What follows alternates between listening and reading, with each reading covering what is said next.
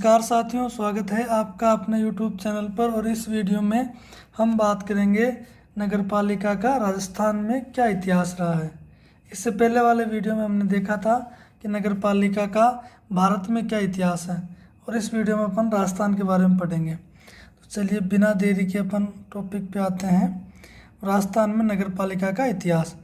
राजस्थान नगर पालिका के इतिहास में सबसे पहले हमने देखा था, अगर देखो भारत की बात करें तो भारत में 1687-88 में स्थापना हुई थी नगर पालिका की। कहाँ हुई थी? मद्रास में। लेकिन यहाँ बात हो रही है राजस्थान की। और हमने ये भी देख लिया था कि राजस्थान में सर्वप्रथम 1864 में माउंट आबू में नगर पालिका की स्थापना हुई थी।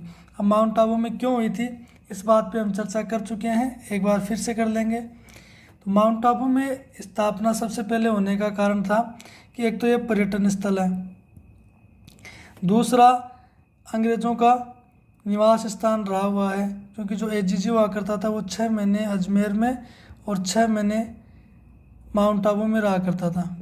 ठीक है। तीसरा रीज़न यह था कि जो रियासतें हुआ करती थी, उनके जो राजा महाराजा थे, उनका जो ग्रीष्मकालीन अवकाश था, ग्रीष्मकालीन अवकाश माउंट आबू में हुआ करता था।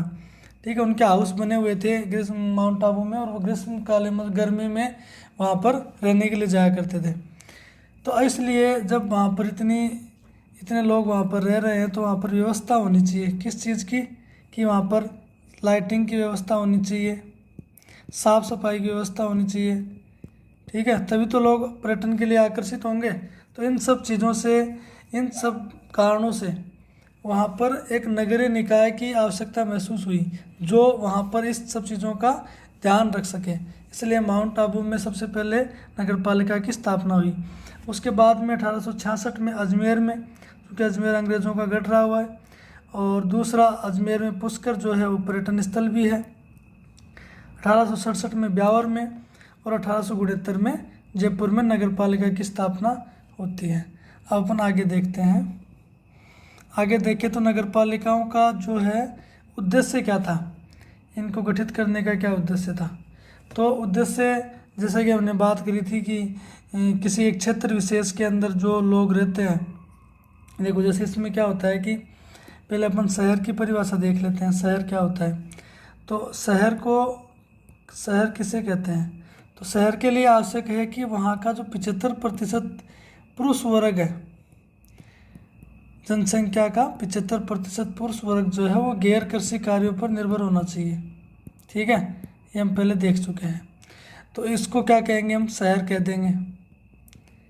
और दूसरा, नगर पालिका के लिए आवश्यक शर्त क्या है कि वहाँ की जो जनसंख्या है वो 1 लाख तक होनी चाहिए। 25,000 से 1 लाख के बीच में होनी चाहिए। और 1 लाख से ऊपर होगी तो नगर परिषद हो गया, 5 लाख से ऊपर होगी तो नगर निगम हो जाएगा। वो अपन आगे देख लेंगे। तो ये हो गया। अब यहाँ पर जो है शहर तो बन गया, लेकिन यहाँ पर व्यवस्था भी तो करनी पड़ेगी। तो यहाँ पर लाइटिंग की व्यवस्था, कॉलोनीज को कैसे बसाना है, कुछ जैसे कई जगह होता है घर किसी का आगे निकला हुआ है, किसी का कम पीछे निकला हुआ है, कहीं पर रास्ता सकरा है, कहीं पर चौड़ा है। तो इन सब चीज़ों को मेंटेन करने के लिए जल निकासी की व्यवस्था होनी चाहिए, साफ़ सफाई की व्यवस्था। इन सब चीज़ों के उद्देश्य को लेकर के नगर पालिकाओं की स्थापना की गई थी। अब नगर पालिका जो थी, उनको पहले नगर पालिका नहीं कहते थे, उनको कहते थे नामित मंडल। नामित मंडल क्यों कहते थे? क्योंकि इसके जो सभी सदस्य जो थे वो मनोनीत हुआ करते थे। ब्रिटिश सरकार के द्वारा इनको मनोनीत किया जाता था। मनोनीत। अब जो अध्यक्ष हुआ करता था वो किसको बनाते थे? तो शहर का जो मोजिज व्यक्ति हुआ करता था उसको अध्यक्ष बनाया जाता था। अध्यक्ष से, मोजिज व्यक्ति से यहाँ पे तात्पर्य है कि प्रतिष्ठित व्यक्ति।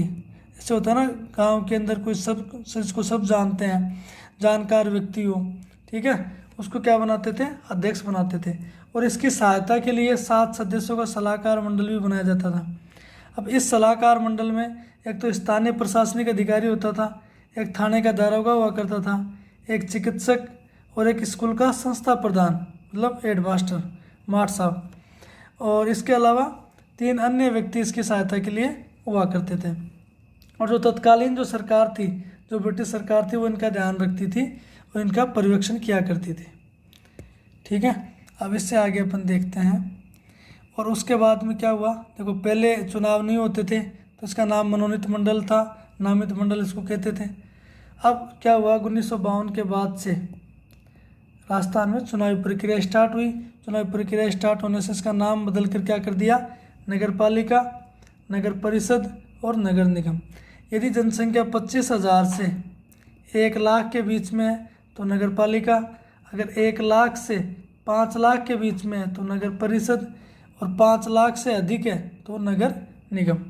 अब ये जो चुनाव होना स्टार्ट हुए थे, ये देखो प्रॉपर स्टार्ट नहीं हुए थे, कहीं जगह पर चुनाव होते थे और कई जगह पर गफलत होती थी। तो जैसे अगर हम एग्जाम्पल की बात करें तो झुंझुनू के अंदर पहला जो नगर पालिका चुनाव हुआ था वो हुआ था 1959 में, जबकि शुरुआत कब से हो गई थी, 1952 से। तो मतलब जो निर्वाचन जो था वो प्रॉपर हो नहीं पा रहा था, और ऐसा मतलब मिला जुला रूप चल रहा था 1970 तक, ऐसा चल रहा था। लेकिन फिर 1970 से 1990 के बीच में कोई चुनाव नहीं हुए, तो सरकार को लगा कि स्थानीय जो निकाय हैं उनको गंभीरता से नहीं लिया जा रहा है, इसलिए उनको गंभीरता से लिया जाए। इसके लिए अपन एक काम करते हैं कि संविधान में संशोधन कर देते हैं, ताकि संवैधानिक प्रावधान होगा तो इनको गंभीरता से लिया जाएगा। इसी कारण से 74वां संविधान संशोधन लेकर आए 1992 में, और इसके द्वारा संविधान में किया गया संशोधन। इसके लिए 12वीं अनुसूची जोड़ी गई, संविधान में भाग 9A जोड़ा गया और अनुच्छेद 243P से 243ZG तक जोड़े गए। अब देखो यहाँ पे जो मोटी समस्या थी वो थी निर्वाचन की, तो यहाँ पर एक जो निकल के आया कि इन्होंने 74वें संविधान संशोधन के द्वारा क्या फिक्स कर दिया, निर्वाचन आयोग का प्रावधान किया गया। ठीक है, अब निर्वाचन आयोग ये क्या होता है, देखो इसका प्रावधान जो है वो पहले तो 243K में ये पंचायती राज के लिए है और 243ZA में ये नगरीय निकायों के लिए है। अब राज्य निर्वाचन आयोग की नियुक्ति कौन करता है, तो राज्यपाल करता है, राज्यपाल के द्वारा इसकी नियुक्ति की जाती है। कार्यकाल की अगर बात करें तो इसका कार्यकाल होता है 5 वर्ष या 65 वर्ष की आयु, जो भी पहले हो। ठीक है, इसका मतलब ये है कि मान लो कोई व्यक्ति जो है वो 63 साल का है, अब उसको राज्य निर्वाचन आयुक्त बना दिया गया, लेकिन अब ये कितने साल तक रहेगा, केवल 2 साल तक रहेगा। क्यों, क्योंकि इसकी उम्र हो गई है 65 वर्ष, भले ही कार्यकाल कितना हो 5 वर्ष, लेकिन 65 वर्ष की आयु पहले हो गई है। ठीक है, अब इसको हटाने का जो तरीका है वो उच्च न्यायालय के जो न्यायाधीश को जिस तरीके से हटाते हैं वो इसके हटाने का तरीका है। अब इसके कार्य, चूँकि निर्वाचन आयोग के को बनाया गया है तो इसको जो कार्य हैं वो इम्पोर्टेंट है। अब इसके कार्य क्या क्या होंगे, तो इसको 2 प्रकार के कार्य दिए गए। एक तो उस क्षेत्र के जो वयस्क मताधिकार वाले व्यक्ति हैं जिनको जो वोट डाल सकते हैं उनकी सूची तैयार करना, मतलब इसका कार्य क्या था, मतदाता सूची तैयार करना।